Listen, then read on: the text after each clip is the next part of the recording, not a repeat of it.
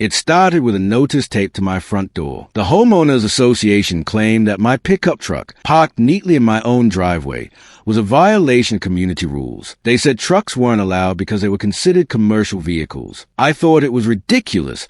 My truck wasn't plastered with advertisements, nor was it used for business. It was simply my daily driver. Within days, the fines began. $25 a day. Every day the truck stayed in sight. I assumed it would be resolved quickly once I explained, but the HOA had no interest in listening. Instead, they escalated. They sent photos of my truck, letters filled with threats, and warnings about potential liens against my property. At first, the pressure worked. I tried parking down the street, then at a friend's house. But it was inconvenient and frustrating. It became clear that this wasn't about community standards. It was about control, and they wanted me to submit.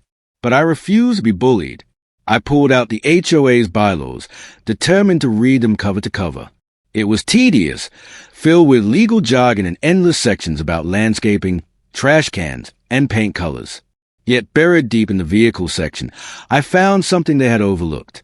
The rules specifically defined a commercial vehicle as one bearing visible business signage or carrying equipment such as ladders and tools.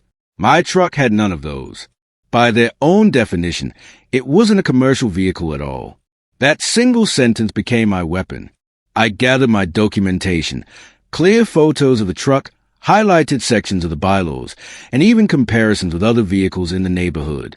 I noticed several SUVs and vans that technically violated other HOA standards, yet the board ignored them. The hypocrisy was obvious. At the next board meeting, I submitted everything formally. The room went quiet as they realized their mistake. The fines they had piled onto me weren't just unfair, they were unenforceable. They had violated their own rules. But the real victory came afterward. Because the bylaws allowed homeowners to challenge fines in writing, every single charge against me had to be reviewed.